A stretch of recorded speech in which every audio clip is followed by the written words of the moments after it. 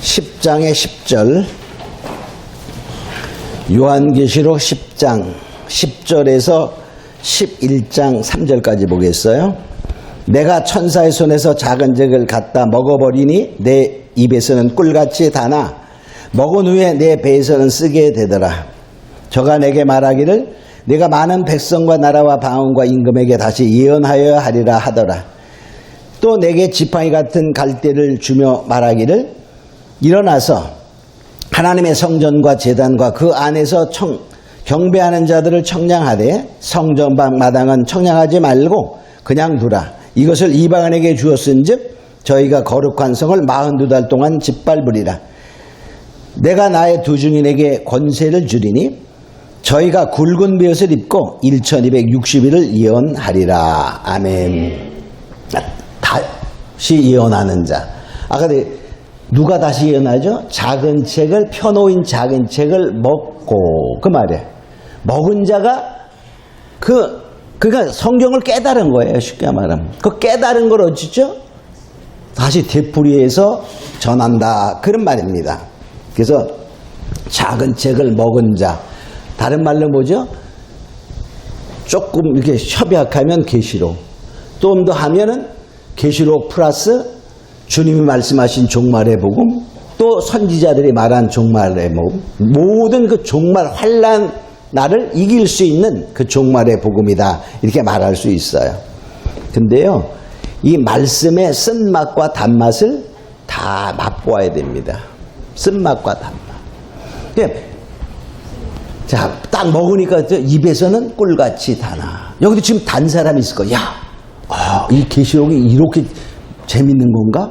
혹시 이렇게 느끼는 사람도 있어요. 그것도 단맛이 느끼는 거예요. 단맛은. 근데 말씀대로 살아가려 그래 봐요. 우리가 깨달은 건 좋아. 근데 저 말씀대로 살아가려니까 아유, 세상은 그런데 어떻게 말씀을 다 지키며 살아가냐? 응? 우리가 이렇게 하면 그냥 포기하는 거야. 그게 아니라 지키려고 애쓰며 죽도록 각오하고 충성하는 마음 가지고 나가는 겁니다. 자, 그런 오직 말씀을 붙들고 나가자는 그런 쓴맛까지 다 우리가 맛을 보아야 돼요. 그래야지만 신령한 세계의 비밀을 깨닫고 사단의 비밀도 깨닫고 그래요. 이 나중에 거짓 선지자 음료가 나오지만은 음료의 비밀을 깨달으려면 광야의 훈련이 필요합니다. 광야. 그래서 성령이 나를 데리고 광야로 가매 붉은빛 짐승을 탄 음료의 비밀을 내게 보이리라. 이렇게 말합니다. 이 광야의 훈련은 신앙의 훈련을 경험해야 알게 되는 거예요. 그리고 하늘의 세계 거룩한 새 예루살렘의 비밀을 깨달으려면 성령이 나를 데리고 산에 거룩한 산에 올라 이렇게 말해요. 그 새 예루살렘을 보여주는 거예요. 그래서 우리가 쓴맛 단맛을 다 경험하는 은혜 있길 예수님과 축원합니다. 자, 그래서 이제 이 다시 예언하는 자나 여기 또 다시 예언을 하는데 여기 두 증인이 1260일 동안 예언한다 이렇게 말하잖아요. 그러니까 다시 예언하는 자와 두 증인은 어떠죠? 글자는 달라요. 근데 1260일 동안 예언한다 이렇게 말합니다. 그럼 다시 예언하는 자가 많은 중에 1260일 특별히 하나님이 선택하는 자가 있어요. 그게 두 증인이 되는 거예요. 그러니까 다시 예언하는 자, 두 증인은 같은 부류입니다. 같은 부류. 근데 조금 달라. 자, 12사도가 있어요. 또 주님의 70인의 제자도 있었어요. 그죠? 더 많은 제자도 있어요. 주님의 제자 그럴 때는 같아. 그죠? 근데 12제자 그래서 사도는 어디죠? 특별히 그 중에 특별히 택해진 자야. 그런 차이가 있는 거예요. 조금 이제 그래서 말씀의 쓴맛 단어를 다 보고 다시 예언하는 자 중에 하나님이 특별히 두 두 사람을 택한다는 뜻이 아니에요. 두 무리들을 택한다. 그런 뜻인데 좀 뒤에 또 나옵니다. 자, 그래서 그럼 두 번째 다시 예언의 내용들을 한번 살펴보면요. 우리가 성경 전체를 보세요. 전체를 보면은 무엇이 예언되어 있냐 보면 창세기에 보면 아담과 하와에게 주신 말씀은 뭐였죠? 선악과를 먹지 말라. 그런 말이었어요. 근데 그게 하나의 예언적인 말씀이죠. 그 다음에 노아에게는 어땠어요? 방주를 지어라. 방주를 예비하라. 그 예언을 따라간 사람은 살은 거야. 그죠? 근데 안 따라갔어요. 다 노아와 그 가족 외에는 구원받은 자가 없었죠. 또 아브라함을 하나님이 택하십니다. 그러니까 99세 때 뭐 하라? 하나님의 할례를 행하라. 할례를 행하라. 이렇게 말씀하셨어요. 그 할례를 행한 자만 뭐가 되는 거예요? 이스라엘의 족속의 자격을 받게 되는 거예요. 그 다음에 또 뭐 있죠? 소돔과 고모라를 멸할 때 무슨 일이 있었나요? 소돔성을 떠나라. 롯에게 말합니다. 그 떠난 자는 어떻게 돼? 살게 되잖아요. 그 사위들은 농담으로 여겼다. 그래서 어때요? 불바다 속에 멸망을 당하는 게 됩니다. 또 이제 이스라엘 백성을 택해서 오랜 세월이 지나 모세 시대가 됩니다. 그 율법을 주고 율법을 지켜라. 율법을 지키면 뭐죠? 사는 거야. 신약 시대가 왔어요. 그럼 그 다음은 뭐죠? 그때도 율법을 지켜랍니까? 아니에요. 예수를 믿으십시오. 그 말은 예수를 믿어라. 믿는 자만 구원이야. 그런데 예수를 믿으면서 또 거기서 뭐죠? 주님이 말씀하시기를 내가 이제 간다. 뭐 받아라? 성령 받아라. 마가의 다락방 이후로 성령의 역사. 이런 것이 신구약에 하나 예언된 것이다. 이렇게 본다면 지금은 우리가 뭐만 하면 되죠? 예수를 믿고 성령의 인도함만 받으면 구원을 받아요. 그죠? 그래서 구약부터 끝까지 다 무엇으로? 믿음으로 구원받는 거예요. 믿음으로. 자, 믿음으로 구원받는데 조금씩 다르잖아요. 그죠? 구약시대에도 뭡니까? 율법을 지켜서 구원받은 거 아니죠? 그들이 뭐냐?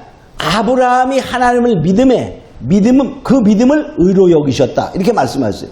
구약시대에도 오실 예수를 바라보는 믿음으로 구원받는 거예요.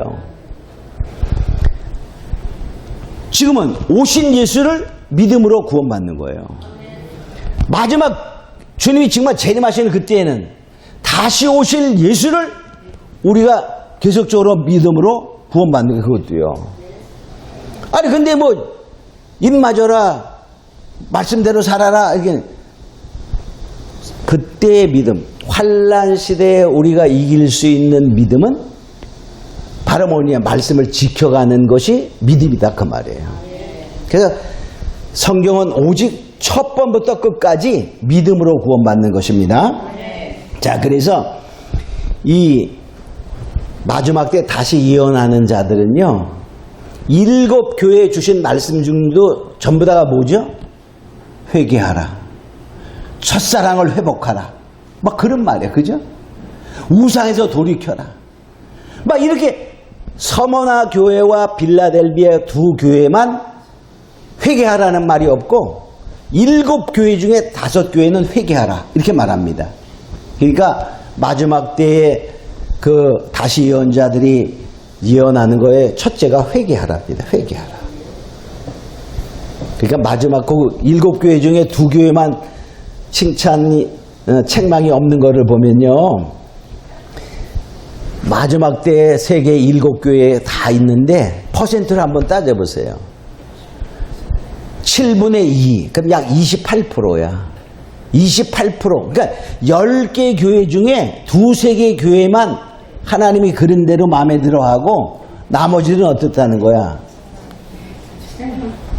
우리가 어디에 해당되나 생각해 봐야 돼.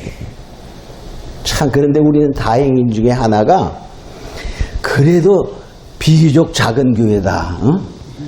큰 교회가 되면요. 아까 얘기했잖아요. 돈 많고 힘 있고 능이 있으면 뭐 한다고요?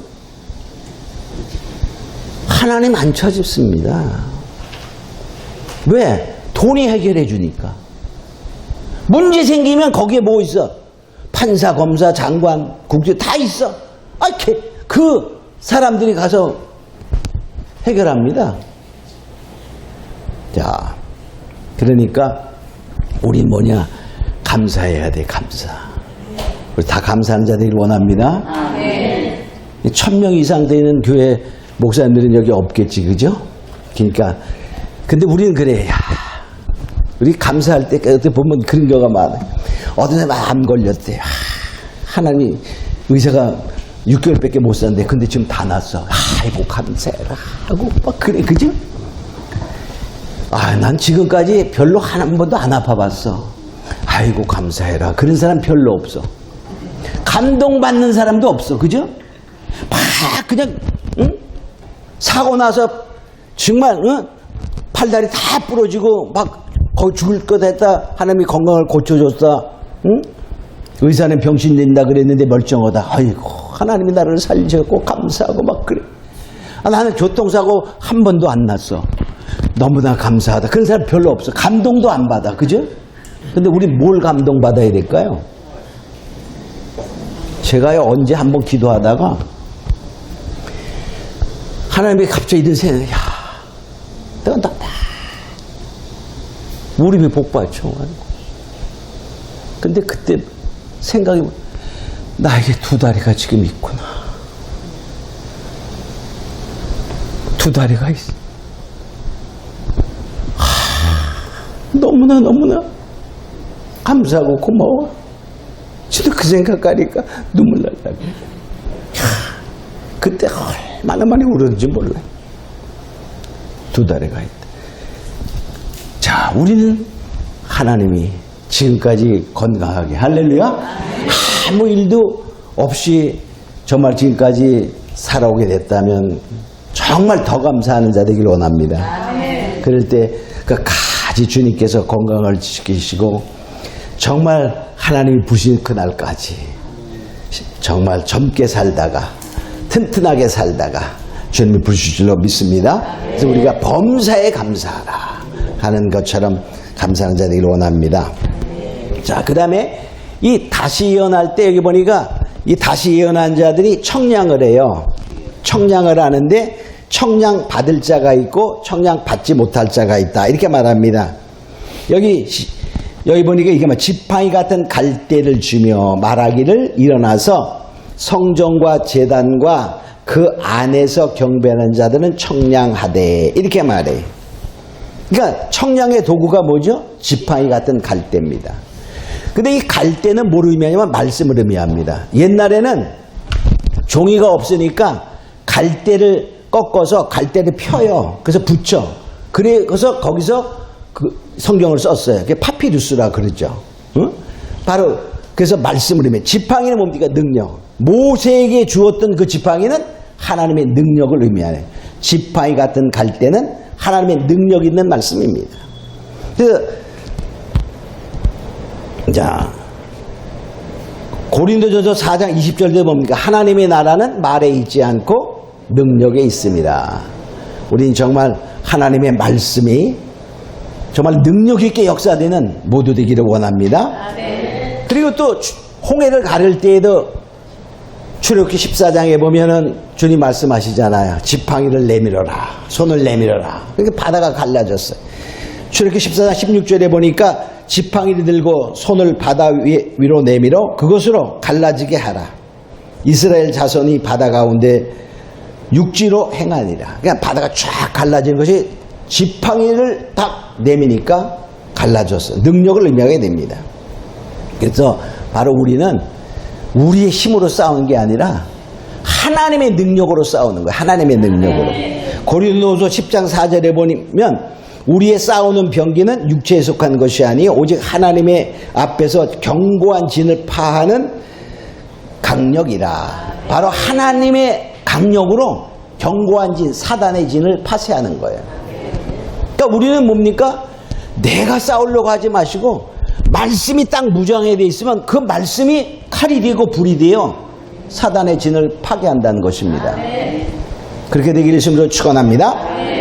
자, 또 성전과 제단과에서 경배한다. 그 말은 성전은 하나님이 계신 곳이잖아요. 그냥 말씀이 계신 곳, 성령이 계신 지금 말씀 안에서 성령 안에서 예수 안에서 예배하는 자들을 하나님이 청량한다. 청량한다는 말은 합격이 합격, 그죠? 넌 내 거야, 그런 말입니다. 성전 방마당은 청량하지 말아요. 성전 방마당이 어디냐? 그럼 저 문 밖이냐? 성전 방마당은요, 성전 맨 앞자리에 와서 혹시 앉는다 그래도 마당에서 하는 사람들이 있어요. 그게 뭐냐? 자기를 세우려고 하는, 보이려고 하는 그런 자들의 그 이사야 1장 12절로 13절에 보면요, 주님 앞에 보이러 오는 자야. 다른 말로 외식하는 자.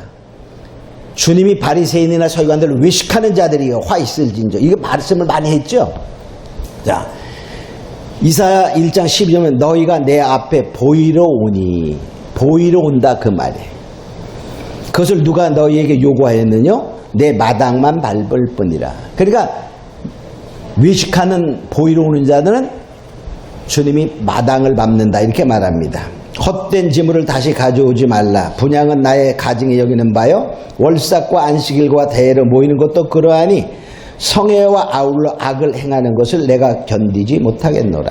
그러니까 이들이 다 성회를 지켜요. 안식일도 지키고 월삭 다 하면서 재물도 잘 드려. 자, 교회 나와서 장로 뭐 집사 권사 다 하면서 예배도 잘하고 헌금도 잘하고 다 그래. 응? 그리고 정말 다른 사람이 보기에는 경건한 것 같은데 실제 교회 밖에 나가면 달라. 그런 사람들은 보이러 오는 자요, 성전 마당을 밟는다. 하나님이 청량해서 제외된다 그런 말입니다. 보이러 오는 자를 말하게 됩니다.